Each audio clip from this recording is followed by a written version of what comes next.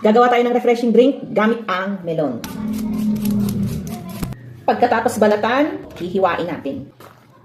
Tatanggalin yung buto, hihiwain natin ulit. Pagkatapos, kukuskusin natin. So, tapos na siya. Itatabi muna natin to. Dito sa kasirola, maglalagay tayo ng tubig. 4 na baso. 3, 4. Maglalagay din tayo ng sugar, 4 tablespoon.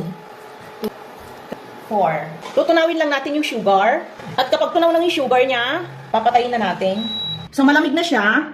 Lalagyan na natin sa ating melon na juice. Kalahati lang muna yung ilalagay natin. Saka tayo maglalagay ng Yakult. Lalagay tayo dito ng 4. Tansyahin natin. Magdagdag na lang tayo kapag kulang mamaya yung kanyang lasa. Haluin muna natin. Sarap.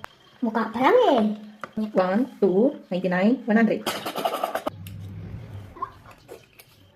Yeah. Medyo matabang siya nung magdadagdag tayo ng sugar. Magdadagdag tayo ng sugar. I-mix na natin. Tunawin natin mabuti yung sugar. Mix na. Kanina tinunaw natin yung sugar sa mainit na tubig para tunaw na tunaw talaga yung sugar. Kasi kapag dinirect nyo talaga siya dito, minsan hindi talaga natutunaw yung sugar niya ng mabuti. Tikman natin ulit. Ako sa. Sakto lang. Sakto. Ilalagay na natin siya sa freezer ng 4 hours. After 4 hours, medyo nag-ice-ice na siya yan. Oh.